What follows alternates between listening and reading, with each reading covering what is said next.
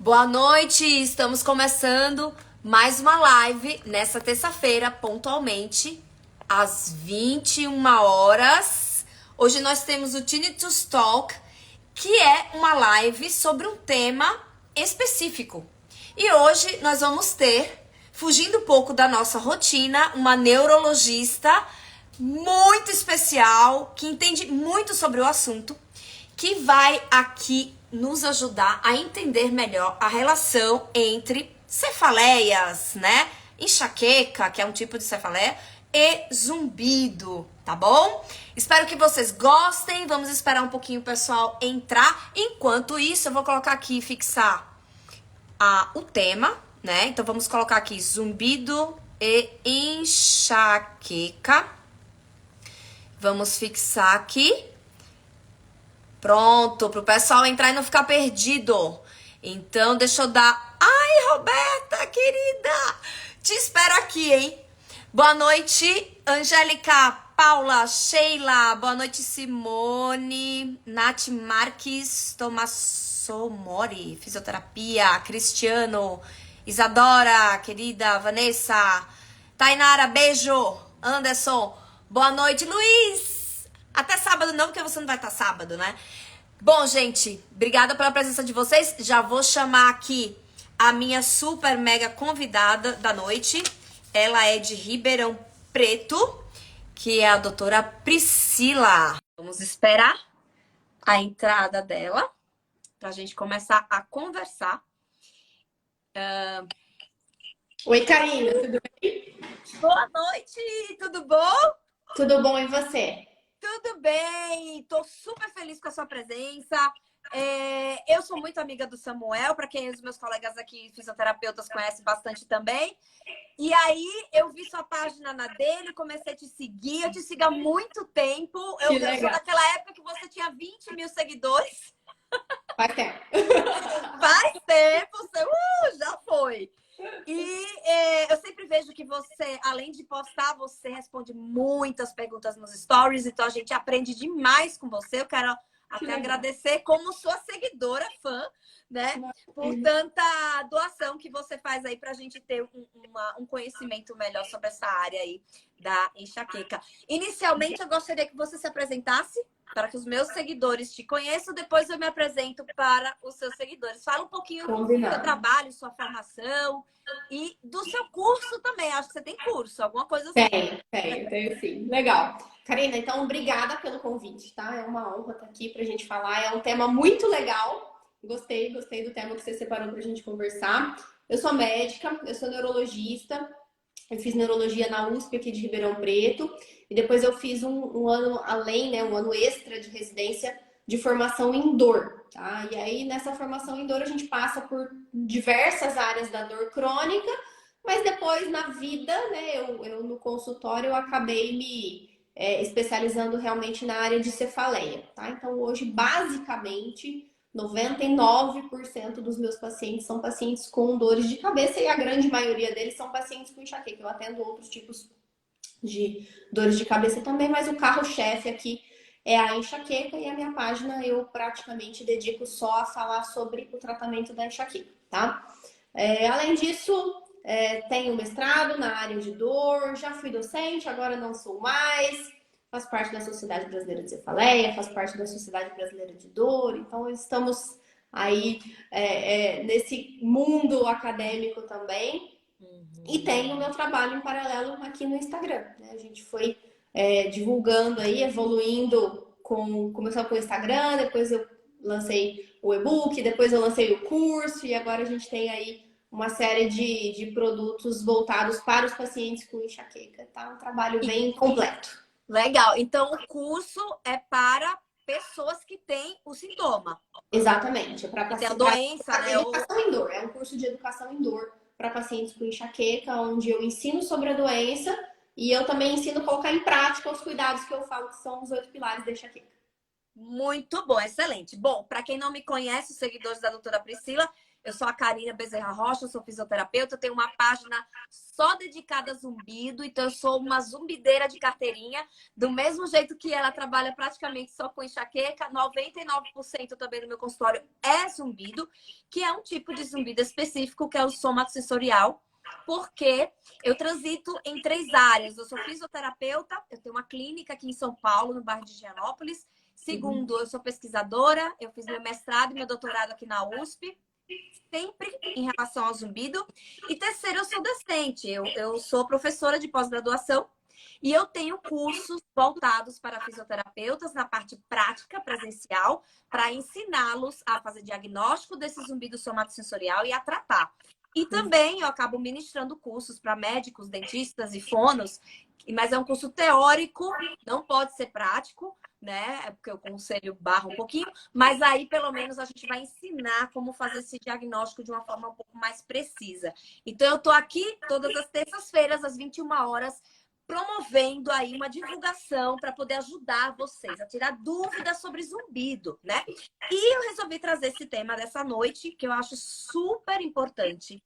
E é impressionante, porque na minha ficha de avaliação eu pergunto sobre dor de cabeça. Todos os pacientes. E é uma prevalência altíssima, né? Uma epidemia.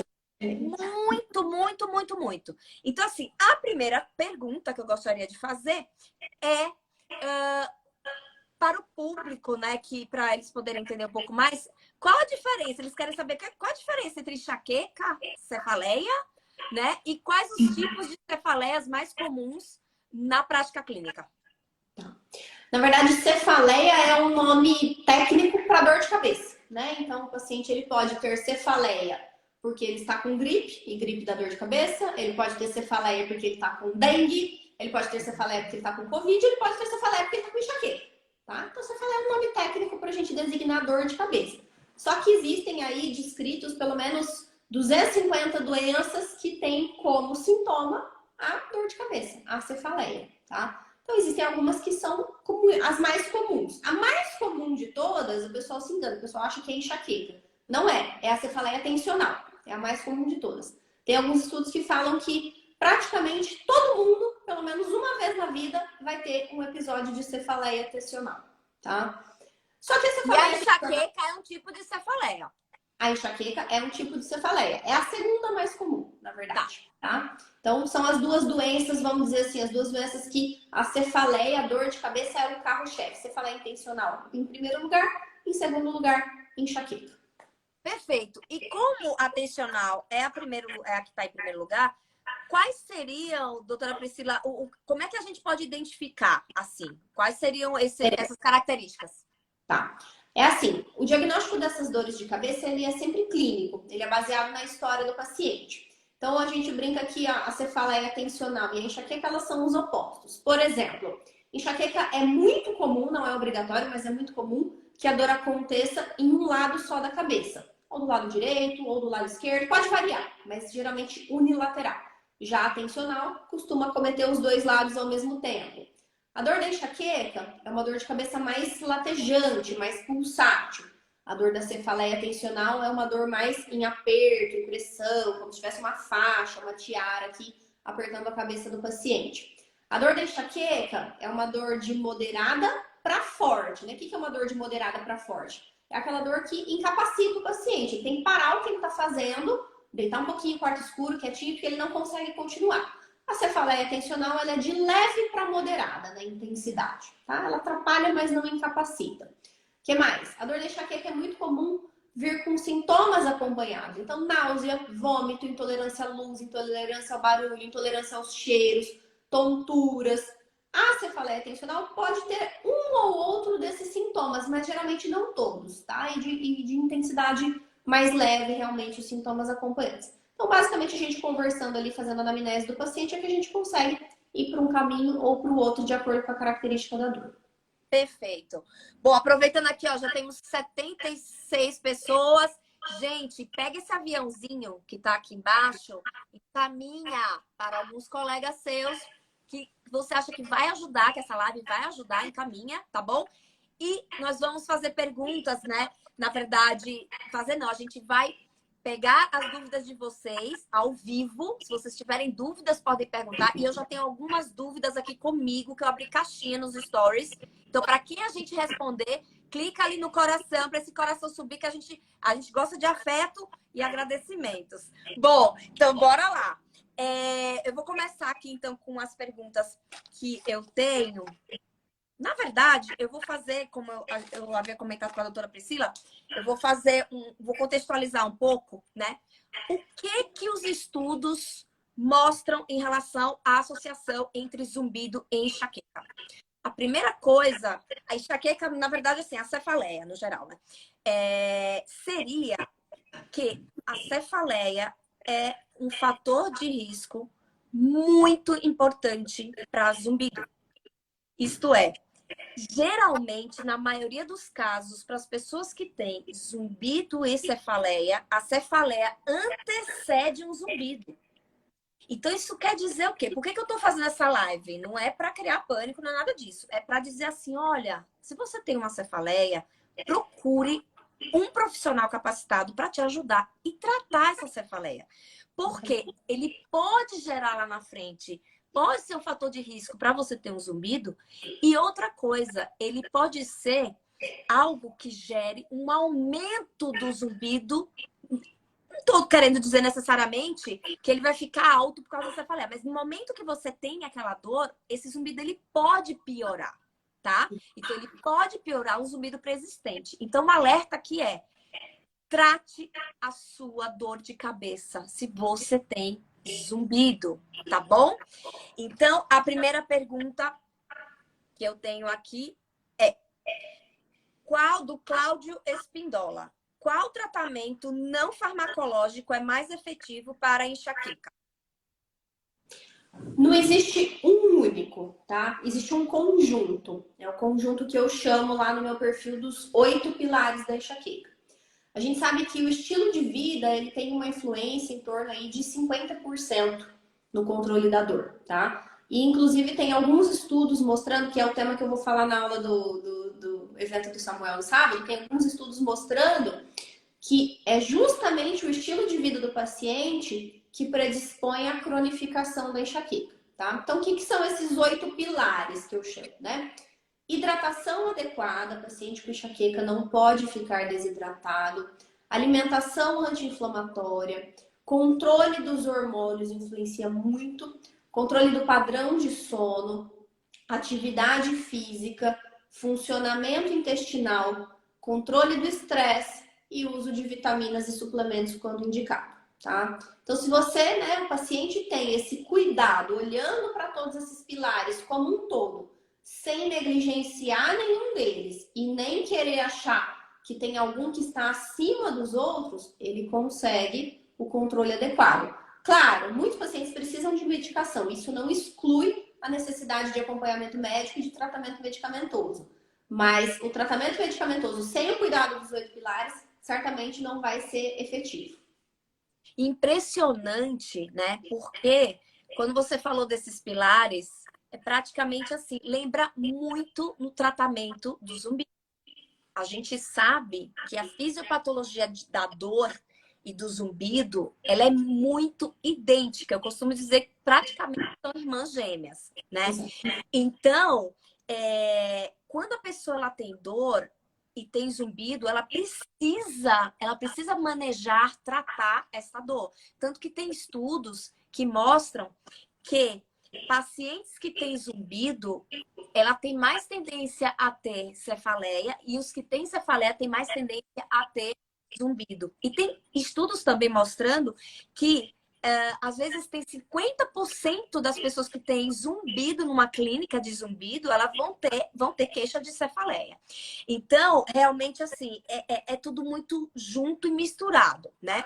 Tem uma pergunta aqui, deixa eu pegar aqui, que é a seguinte: existe enxaqueca sem dor? Existe, tá?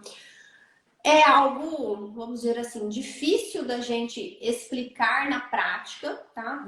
Mas muitos pacientes, eles acabam, em algum momento da vida, esse paciente ele precisa ter tido dor, claro, para que a gente possa fechar esse diagnóstico, né? Afinal de contas, a dor de cabeça, ela é o sintoma principal.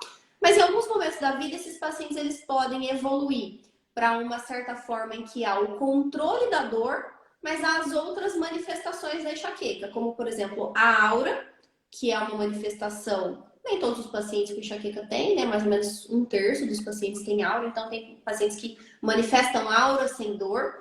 E tem muitos pacientes que manifestam, é um termo até novo que a gente vem vendo assim, nos artigos científicos, que são os sintomas mais incômodos da enxaqueca, né? Most bothersome symptoms, tá? Então, o que são esses sintomas mais incômodos? A fotofobia, que é a intolerância à luz, a fonofobia, as náuseas, a sensação de desequilíbrio, a sensação de fadiga, o brain fog, que é aquele pensamento anuviado, né, que a gente fala, aquele pensamento obscurecido, o paciente não consegue raciocinar direito. Tudo isso podem ser manifestações da enxaqueca, em que esse paciente não necessariamente está incomodado com a dor, mas sim com esses sintomas associados. Uhum. Agora, doutora Priscila, eu percebo que existe uma prevalência muito alta na minha clínica, né, de pacientes com zumbido, com queixa de enxaqueca vestibular. Hoje você até fez uma postagem bem interessante, né? Mas eu queria que você comentasse um pouco como é que é essa enxaqueca e se, por exemplo, a cinetose, ela também faz parte desse quadro. Tá. A cinetose, para quem nunca ouviu falar desse termo, é aquela sensibilidade ao movimento, né? Então é muito comum você pegar um paciente, por exemplo, adulto, que hoje está com diagnóstico de enxaqueca, e ele te contar, quando eu era criança, eu era aquela criança que ia viajar de carro e eu passava mal, eu vomitava, eu enjoava, ou até hoje, né, não tolera viajar de ônibus, não tolera viajar de avião, ou não tolera uma brincadeira de rodar, porque é muito sensível ao movimento e muitos pacientes desenvolvem até um certo medo do movimento, né? Então isso seria a cinetose, tá? A enxaqueca vestibular, Karina, ela é um diagnóstico que muitos médicos até põem em xeque. Até hoje não é um diagnóstico assim muito, né, vamos dizer, muito corroborado por todo mundo, porque justamente é um diagnóstico difícil mesmo. Basicamente, para você fazer diagnóstico de enxaqueca vestibular, você tem que ter um paciente que tem história de enxaqueca e ele tem que ter alguma história de tontura, desequilíbrio, vertigem, labirintite, né? Que é um termo extremamente usado de maneira extremamente errada por todo mundo, né? E muitas vezes esses pacientes vêm, além da tontura, da vertigem, eles vêm com queixa de zumbido, eles vêm com queixa de perda auditiva, tá? Então, acaba sendo um diagnóstico difícil de fazer, porque não necessariamente a tontura ela tem que acontecer no mesmo momento da dor de cabeça. Você tem paciente com diagnóstico de enxaqueca vestibular que tem a tontura como um sintoma que precede a dor. Você tem paciente que tem tonturas durante a dor. Você tem paciente que tem tontura depois que a dor passa. E você tem paciente que tem tontura em momentos completamente distintos, sem nenhuma relação. Por isso é um diagnóstico realmente, né, difícil e principalmente porque não tem exame que comprove isso, né? É você conhecer o paciente, acompanhar o histórico. Às vezes eu falo para os pacientes, principalmente para quem me procura pela primeira vez. Algum médico me falou que poderia ser enxaqueca vestibular. Eu falei, então vamos acompanhar? Deixa eu te conhecer, deixa eu ir entendendo o comportamento da sua dor, da sua tontura. A gente vai fazendo diário de dor e aí em um determinado momento, às vezes a gente vai lá e fecha esse diagnóstico. Não é fácil, tá? Eu sei que os pacientes que sofrem com enxaqueca vestibular, eles se sentem um pouco desamparados por conta dessa falta de confirmação muitas vezes, mas o fato é que também na prática a gente acaba fazendo teste terapêutico, né? Você trata a enxaqueca, melhora os sintomas vestibulares, né? Os sintomas do labirinto, e você acaba fechando também o diagnóstico de enxaqueca vestibular através dessa confirmação terapêutica. Pois é, eu tenho até uma experiência, porque tem épocas, assim, não é sempre. Se eu fico um tempinho, assim, muito corrida, parado um pouquinho de atividade física, eu vou fazer esteira. Aquele movimento. Uhum. Aí, recentemente não, no início desse ano, aí eu desci da esteira, Aí começou. Eu, Tem. meu Deus do céu, tô desequilibrada, pronto. Quando cheguei em casa, uma dor de cabeça.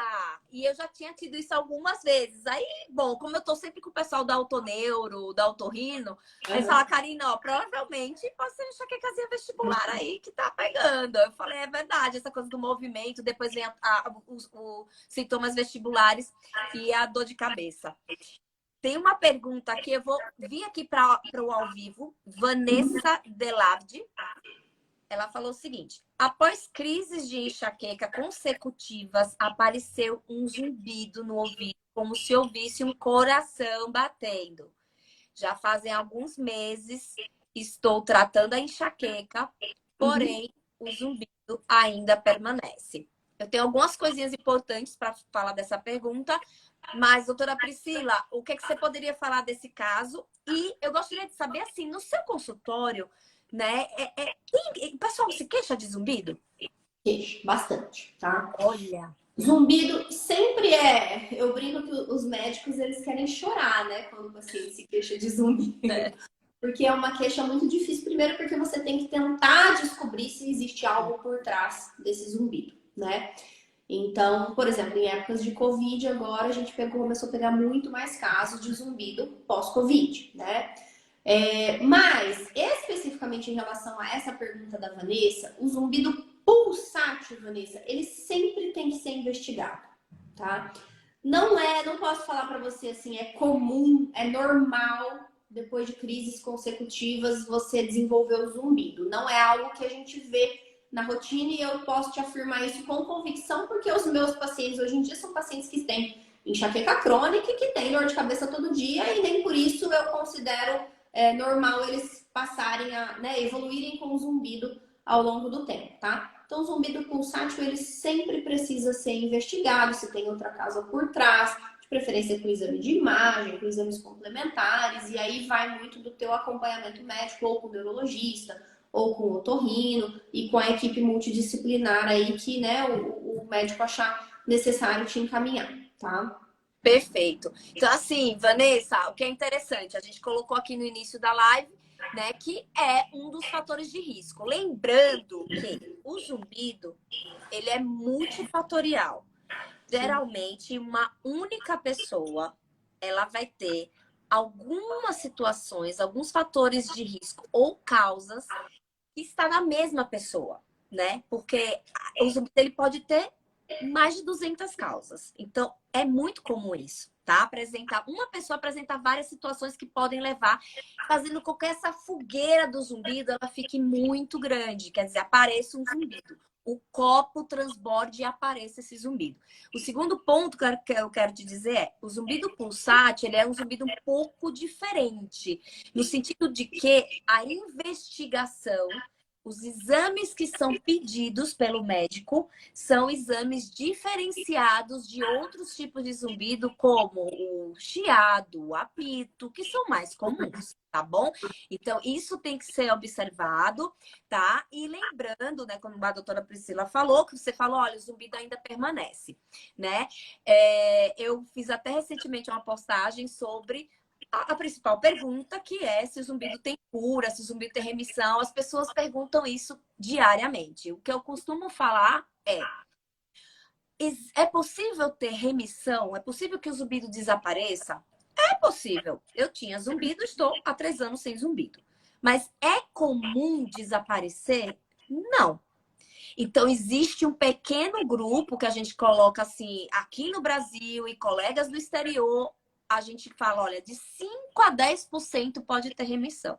O restante vai acabar acontecendo de ter que tratar e lógico, tem habituação, aprender a lidar com a ajuda de profissionais. Mas isso não quer dizer que você não vai ter qualidade de vida.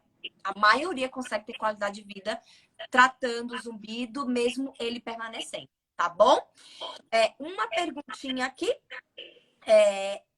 Essa pergunta aqui é boa, porque é uma coisa que acho que ela usou um termo aqui que você pode até comentar. Ela perguntou assim: a enxaqueca por apertamento dentário, que é bruxismo, pode desencadear zumbido? Então, a primeira coisa que eu queria saber é enxaqueca por apertamento? Aí nesse caso eu acho que a melhor palavra que cabe é a cefaleia, né? Que eu tinha explicado lá no começo, né? Porque aí é um termo mais genérico, assim, dor de cabeça por conta do apertamento dentário. É super comum, né? É uma das causas assim que a gente sempre vai pensar, né? Se não em primeiro lugar, mas um dos primeiros lugares, tá? E aí vale muito a pena o acompanhamento com o neuro, tá? Para tentar identificar primeiro se isso é uma cefaleia tensional mesmo, ou se tem algum diagnóstico diferencial. Dentista, né? Para identificar se é possível fazer algum tratamento, se cabe ali uma placa ou alguma outra intervenção para melhorar essa questão do apertamento dentário, e físio para tentar identificar e tratar aí possíveis sintomas associados, né? Então acho que a equipe multidisciplinar para cefaleia tensional especificamente, eu falo que a equipe multidisciplinar é sucesso, né? Não tem a menor condição. O paciente com enxaqueca, o neuro às vezes até vai tocando sozinho, dependendo do caso, né? Um caso mais simples, o neuro até vai tocando sozinho. Agora, se eu falar tensional, ele não tem como trabalhar sozinho, tá? Precisa da equipe junto, porque realmente tem múltiplos fatores envolvidos aí que, né, fogem completamente da alçada do médico. Sim, inclusive a Angélica aqui perguntou se pode desencadear zumbido, né, Angélica? O bruxismo, ele pode ser ou ranger ou apertar. E tem o bruxismo de vigília, que é aquele que a gente faz de dia, e tem o do sono, que é quando a gente faz durante o sono, né? Então, assim, ele pode ser um fator de causa? Pode.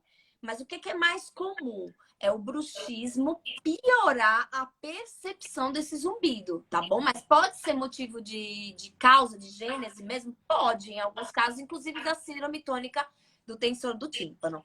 Tem uma pergunta aqui da Mailima. A VPPB tem relação com a enxaqueca? Não existe uma relação direta. O que é VPPB? A vertigem posicional paroxística benigna, né? Que também é uma causa de tontura. Alguns pacientes cursam com zumbido, alguns pacientes cursam até com uma certa redução da acuidade auditiva.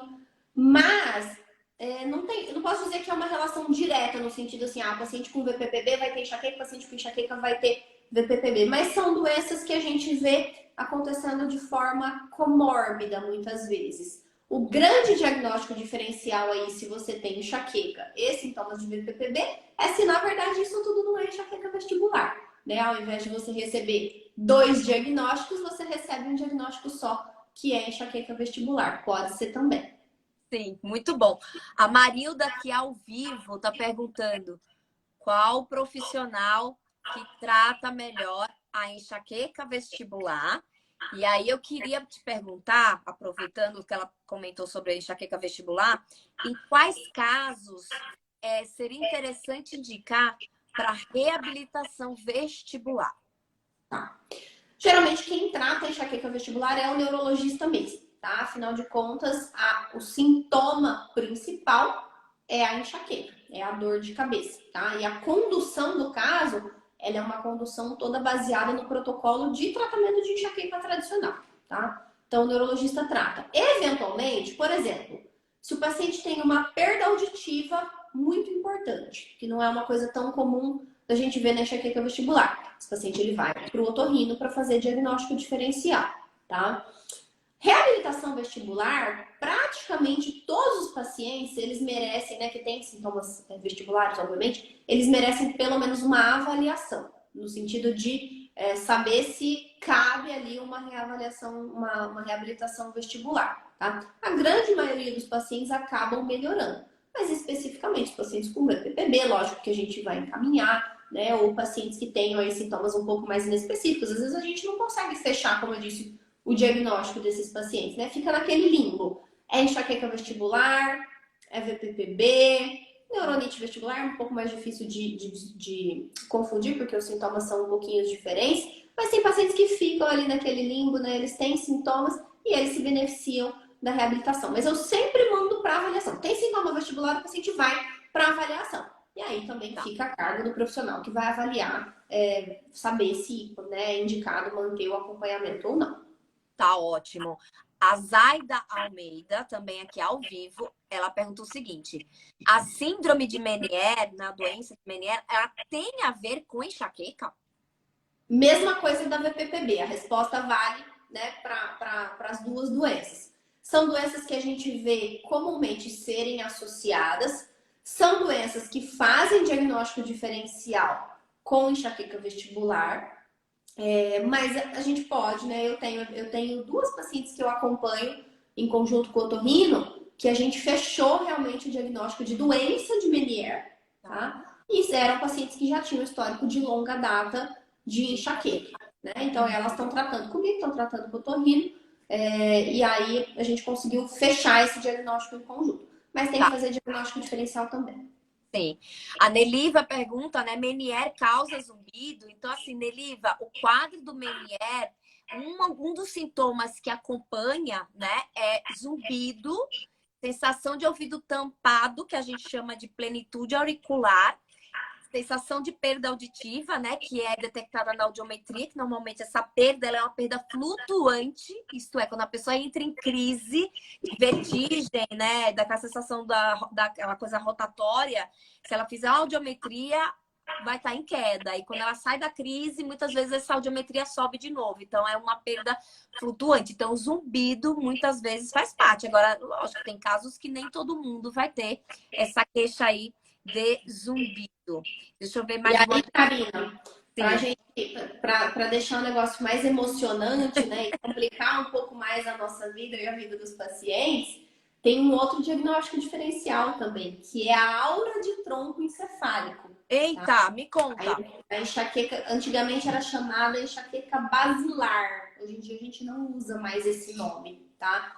É uma das auras atípicas, né? Então, a aura da enxaqueca ela é um sintoma que precede a dor. Ela é como se fosse um aviso que a enxaqueca está chegando, tá?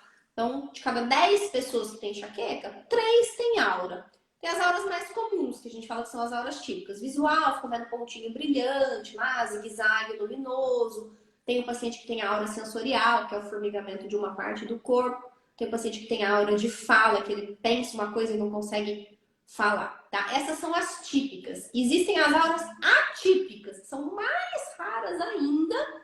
E dentre as auras típicas, uma delas é a aura de tronco encefálico, que tem todos esses sintomas que você acabou de falar. Então, zumbido, perda auditiva, tontura, dificuldade para andar, ataxia mesmo, né? Falta de coordenação, dificuldade para falar, aquela fala arrastada que a gente chama de disartria. Tem paciente que tem perda de consciência. Então, assim, é um diagnóstico bem difícil de ser confirmado. De novo, porque não tem exame que você comprova. Inclusive, é muito comum, quando o paciente tem isso pela primeira vez, isso ser confundido com sintomas de AVC, inclusive. Eu já peguei algumas vezes paciente em pronto atendimento e que não é errado o médico que está atendendo ali, se é a primeira vez que está acontecendo aquilo, não é um sintoma abrupto ali, dramático, né? O médico conduz o caso como um AVC. Depois esse paciente vai acompanhando e aí a gente acaba chegando na conclusão de que era uma aura de tronco encefálico, mas é dramático.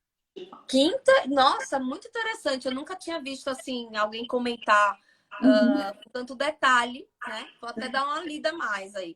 E eu vi um estudo comentando que as pessoas que têm zumbido e que têm cefaleia, comparado com um grupo que não tem cefaleia, as que têm zumbido e cefaleia, elas têm mais dores, sintomas cervicais. É isso mesmo?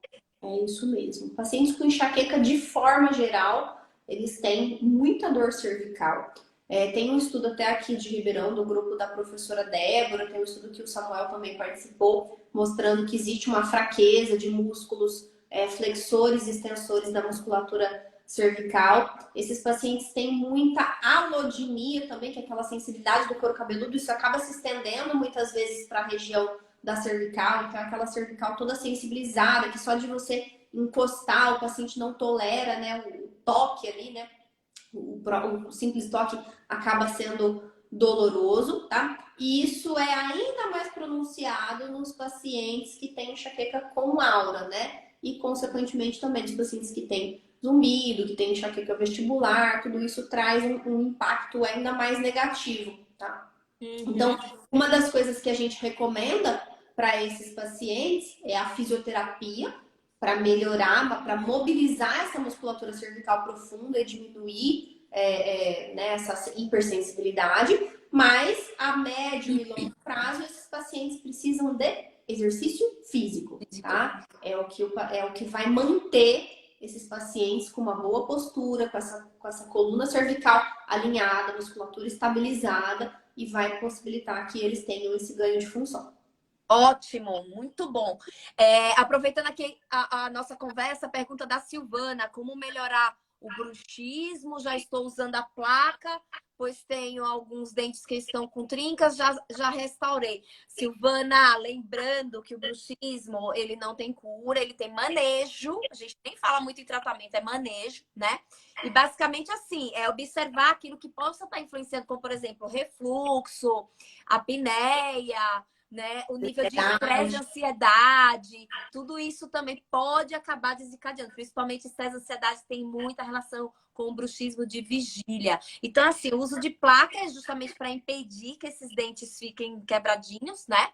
E você observar em relação aos sintomas, assim, você fica com dor, com muita tensão, o fisioterapeuta pode ajudar junto com o dentista, tá?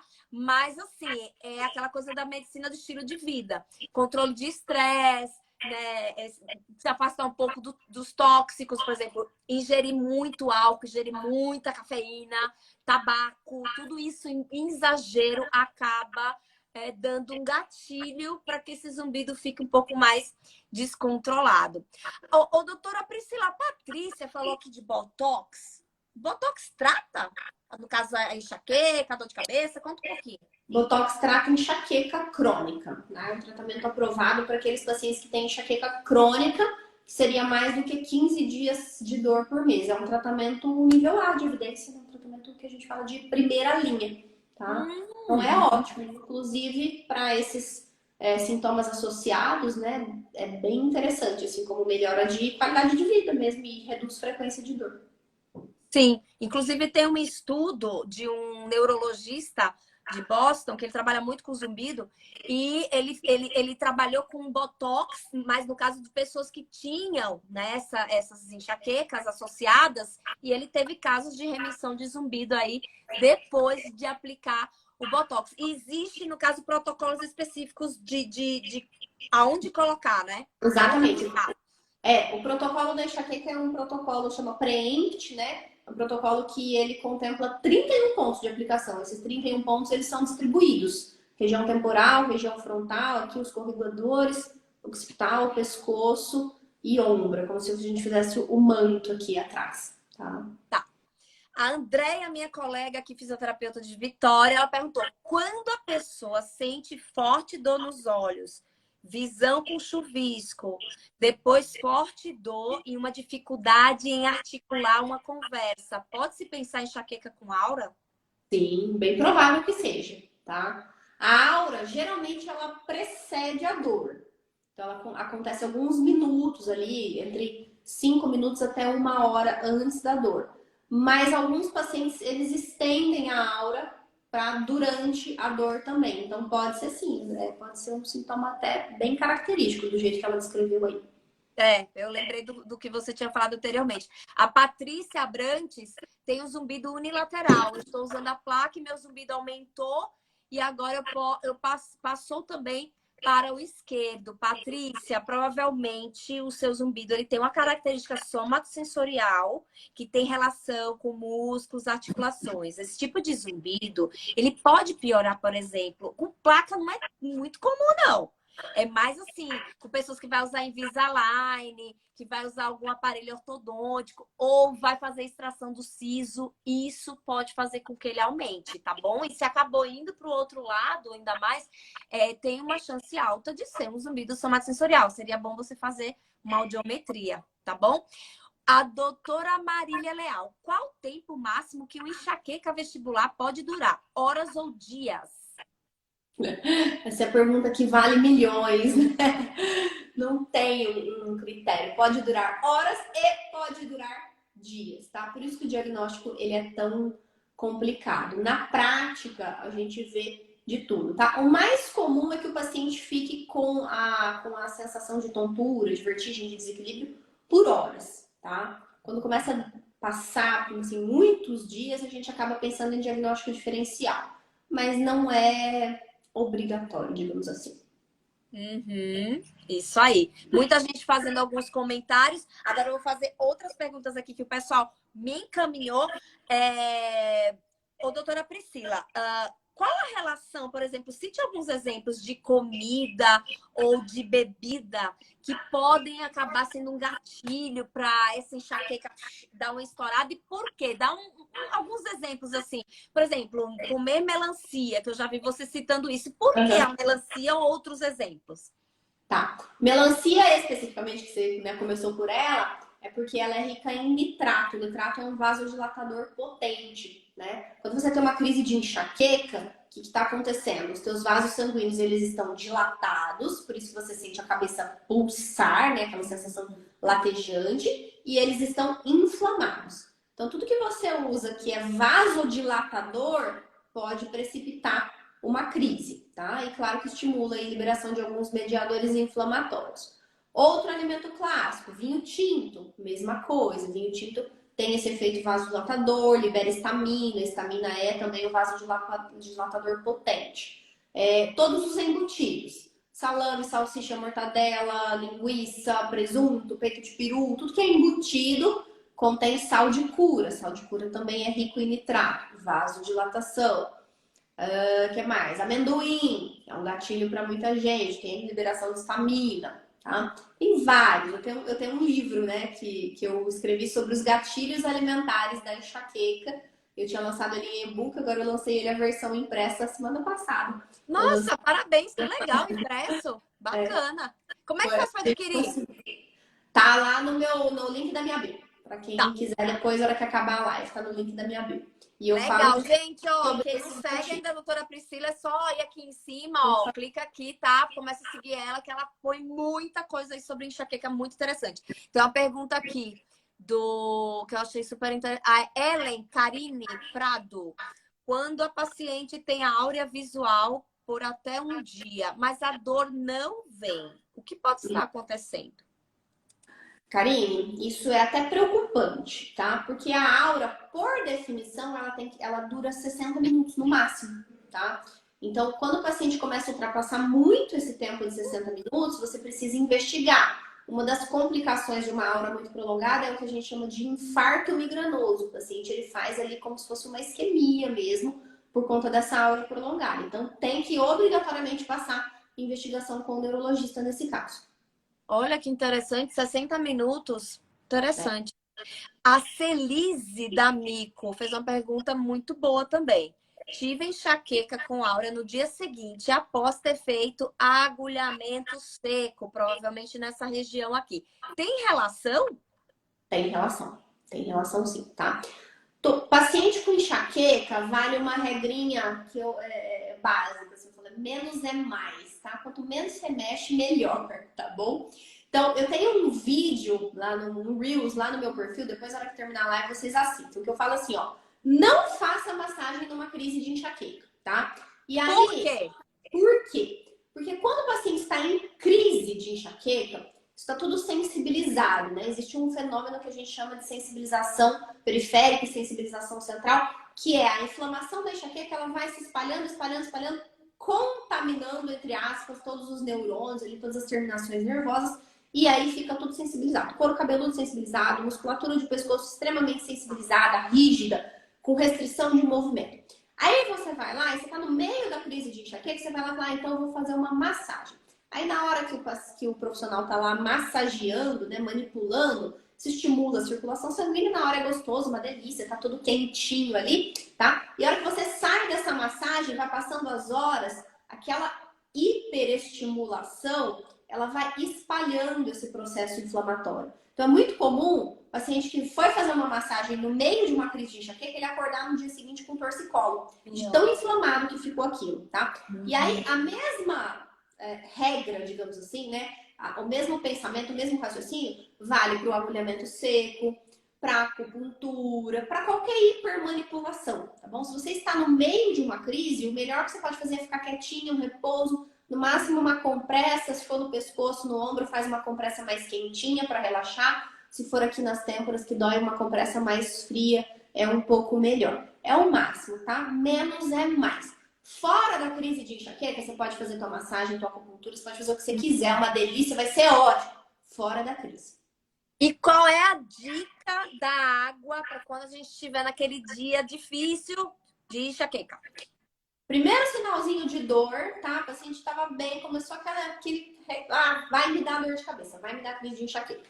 Você vai pegar a tua garrafa, a minha é com gás, tá, gente? Mas vocês tomem água normal, tá? Não que não possam, mas a dica da água é com água normal, tá? Você vai pegar a tua garrafinha de 500 ml de água e você vai tomar isso ao longo de 1 hora, tá? Essa hiperidratação ao longo dessa primeira hora de dor, desse início de dor, muitas vezes tem uma chance de abortar a crise de enxaqueca ali no início, tá? Você não deixa essa crise evoluir, tá bom? Então, façam isso, dá para fazer com água, e eu já dei essa mesma dica com a água de coco, tá? Então, dá para fazer Que com também água, pode, ter né? acesso com água de coco, vai ser uma delícia, também ajuda pra caramba. Nossa, gente, essa dica aí sobe coração, que essa dica é boa pra A caramba. dica funciona, assim, essa dica Funciona. ela é real. Inclusive, essa coisa de hiperidratação, eu lembrei dos pacientes com Meniere, que hiperidratação é super recomendado para esses pacientes, tá? É muito importante.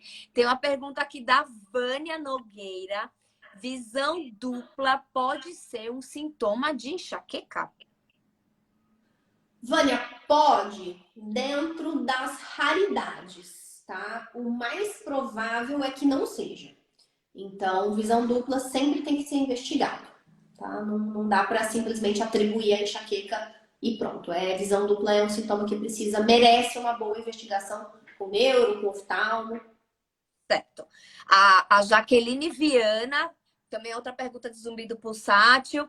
Ela perguntou o seguinte: tem o zumbido pulsátil, às vezes tem o tremedeirinha no olho e passa com leve compressão aqui no pescoço. Então, já que eu comentei sobre a importância de fazer uma avaliação médica bem detalhada e diferenciada, porque o zumbido pulsátil é diferente desses zumbidos mais comuns, tá bom?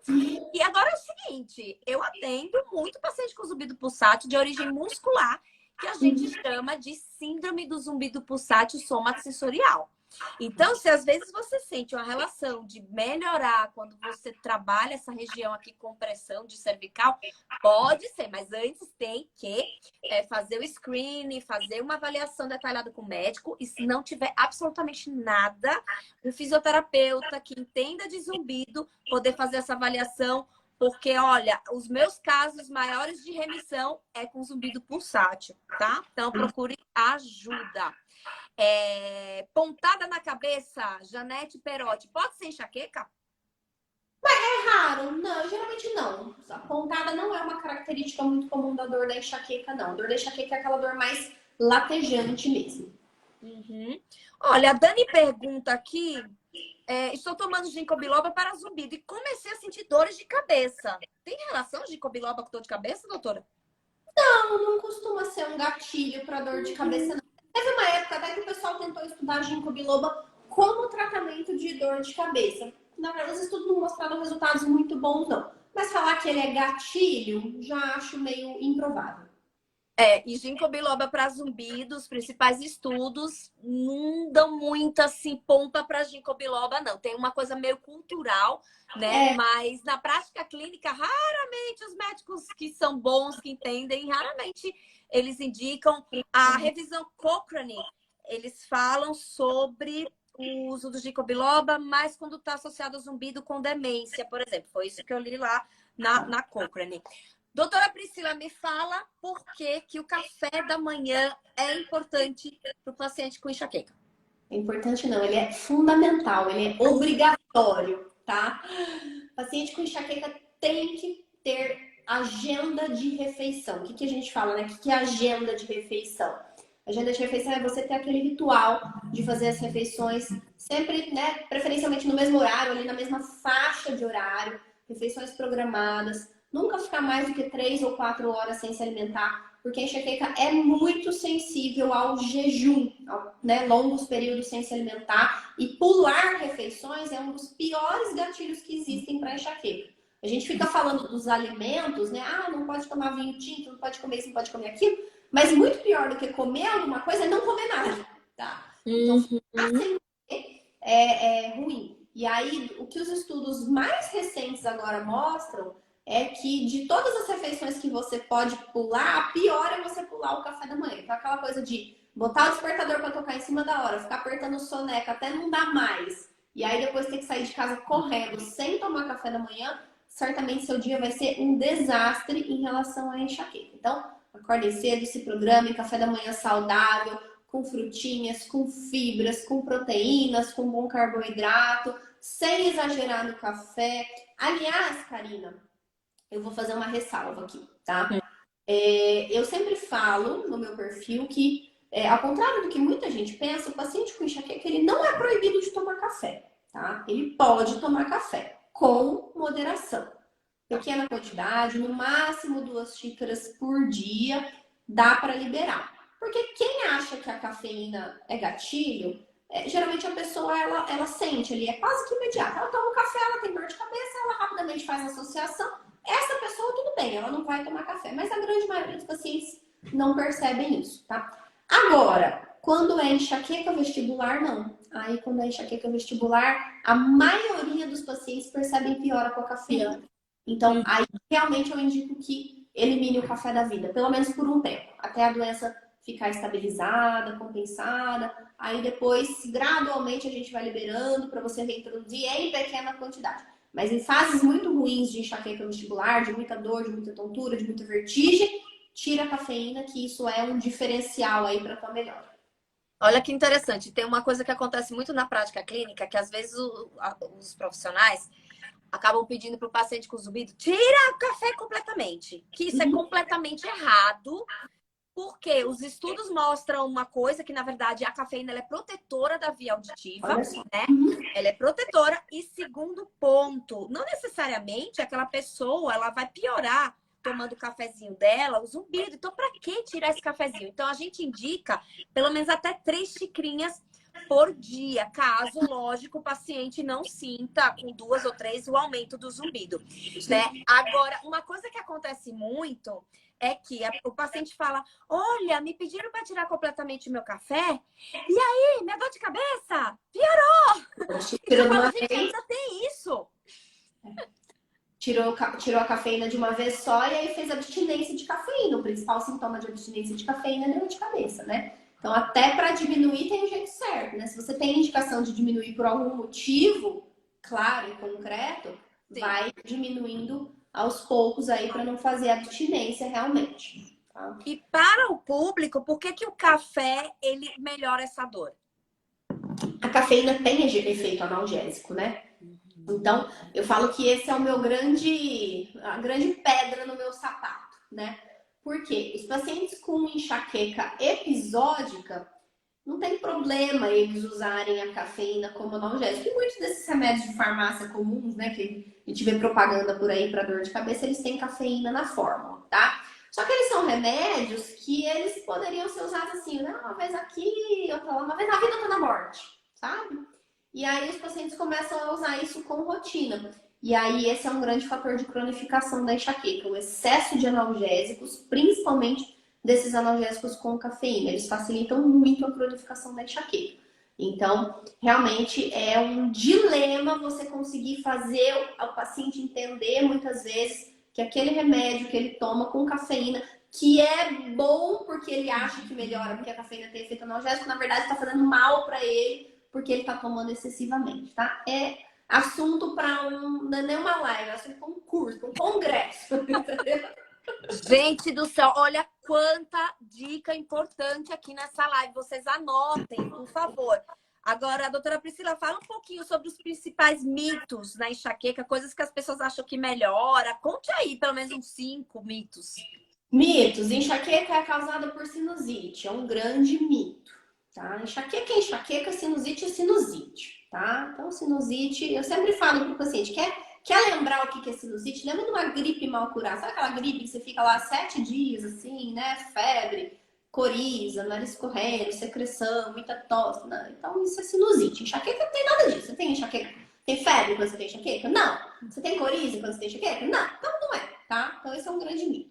Segundo mito, enxaqueca é doença do fígado, tá? Todo mundo, é o fígado que tá causando dor de cabeça. Na verdade, o processo é mais ou menos o contrário, tá? É muito comum que, por conta da enxaqueca, os pacientes tenham sintomas gástricos, sintomas digestivos, né? Então, o paciente fica nauseado, ele percebe uma certa lentidão da digestão, então fica tudo ali meio parado no estômago, empachado.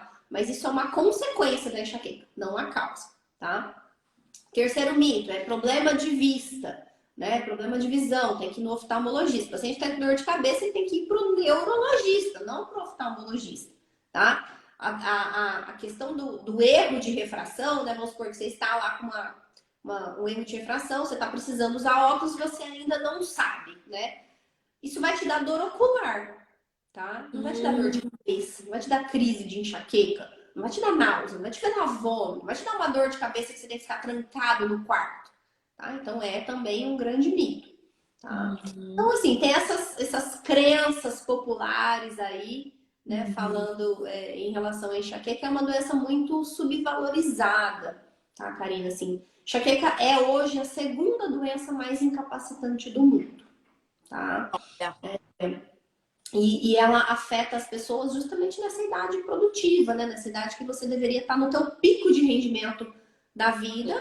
E quantas pacientes eu tenho hoje que não trabalham por conta da enxaqueca, que tiveram que pedir demissão do emprego, ou que foram demitidas, né? E é uma doença invisível, porque não aparece exame, ninguém consegue saber que você está com dor. Então, realmente, é uma grande incapacidade. Igual zumbido. Gente, é tanta coisa semelhante, inclusive você falando da coisa do jejum, né? Ficou essa moda aí de jejum intermitente. Gente, para quem tem zumbido, olha só, né? A cóclea, que tá lá na nossa orelha interna, aquele caracolzinho lá, ele é muito sensível, né? Por exemplo, essa coisa da alimentação. Então, é como se ele fosse um carro, um Uber que andasse as 24 horas sem parar, porque ele não para um minuto, né? A veia auditiva, a cóclea, não para um minuto. E aí, se você não der aquele suporte energético para ele continuar funcionando, como se fosse o combustível que aquele carro para funcionar. Então, essa orelha interna, essa cóclea, esse labirinto, ele vai começar a pifar, tá? Então, é que nem a doutora Priscila falou da enxaqueca aí, que vai acabar realmente trazendo algumas consequências. Tem uma pergunta aqui da Viviane: requeijão de búfala, para quem tem enxaqueca, pode? Pode, pode. Eu fiz uma aula recentemente sobre esse assunto, eu fiz uma imersão em enxaqueca e alimentação e eu citei isso. Acho que talvez a Viviane até tenha participado e talvez seja esse o motivo dela estar perguntando, tá? O requeijão de búfala, ele tem uma proteína, que é a caseína 2, que ela tem uma digestibilidade mais fácil do que o requeijão tradicional de leite de vaca. Então é interessante, porque muitos pacientes percebem gatilho da enxaqueca com o leite de vaca tradicional. Então, a búfala é uma ótima alternativa para que os pacientes não tenham, né, possam consumir o derivado, mas com uma melhor digestibilidade. Ótimo. E assim, o que pode fazer uma pessoa acordar com enxaqueca? Inúmeras causas, tá? Por exemplo, distúrbios do sono. A apneia do sono de longe é uma causa de cefaleia que acorda o paciente. Hipoglicemia noturna. Então, eu recomendo que os pacientes que têm essa questão de acordar muito frequentemente com dor, comecem a fazer uma ceia à noite antes de dormir para tentar reduzir a chance de hipoglicemia noturna. O próprio bruxismo de apertamento noturno também pode ser uma causa. Hipertensão arterial noturna tem que ser investigada, principalmente a partir dos 40 anos de idade. Então, tem aí algumas causas que a gente precisa fazer diagnóstico diferencial. Mas a enxaqueca, por si só, ela tem como característica acontecer nessa faixa de horário ali entre as 4 e as 9 da manhã. É o horário mais comum. Então, se você já investigou, excluiu essas causas principais, pode ser realmente só a gente fala que é a cronobiologia da enxaqueca, tá? Às vezes é só a faixa horária preferencial dela mesmo. Tá. Eu quero fazer uma pergunta também que uma seguidora mandou aqui com relação a essa dor de cabeça que acontece muitas vezes antes da menstruação. como é que seria esse tratamento? Seria só assim, um paliativo, toma alguma coisa assim todo mês? Ou seria na parte mais hormonal mesmo? Dá para fazer das duas formas, tá, Karina? Se a paciente tem a enxaqueca exclusivamente no período menstrual e todo o restante do mês ela passa super bem, a gente pode tentar fazer ali o que a gente chama de mini profilaxia, tá? Que é um tratamento pontual ali, só naqueles dias que antecedem a menstruação. E dá para fazer isso, inclusive, com tratamentos mais naturais, por exemplo, com magnésio, com vitamina E, que são nutracêuticos que têm boas evidências aí para essa enxaqueca menstrual, tá? Agora, se a paciente tem aquela enxaqueca salpicada ao longo do mês, mas que se concentra, né, um pouco mais no período menstrual, aí às vezes é mais válido fazer um tratamento o mês todo, porque daí você já abrange todas as dores. A Dani perguntou: gosto muito de queijo e tenho enxaqueca. Tem algum problema? Eu acho que qualquer queijo, assim. Não é qualquer queijo, tá? Eu recomendo para os pacientes com enxaqueca o queijo meia cura. Ele é um queijo que tem essa questão da digestão mais fácil, tá? É uma qualidade um pouco melhor. Mussarela não é ruim, tá? Dá para consumir também. O queijo branco eu já não gosto tanto, né? Interessante porque todo mundo vê o queijo branco como algo saudável. Ele tem muita lactose, então para pacientes com enxaqueca às vezes não toleram muito bem queijo branco. Mas o pior de todos são aqueles queijos muito amarelos, né? Muito envelhecidos. Parmesão e esses da família do parmesão, porque eles acumulam uma proteína que chama tiramina, e a tiramina também tem esse efeito vasodilatador. Olha, gente, quanta coisa maravilhosa nessa live. Eu tô aqui meio até anestesiada, assim, te observando aqui. Eu tô aprendendo um monte. A última pergunta, que já são 10:01, pra gente finalizar, né, pra todo mundo descansar, dormir bem, pra não ter enxaqueca. Allen Fagundes, eu tenho labirintite, que seria a tontura e tal, e nenhum médico me explicou direito. Nas crises eu tenho zumbido e dores de cabeça. Como lidar? Neste caso, doutora Priscila, poderia ser um enxaqueca vestibular, nesse caso?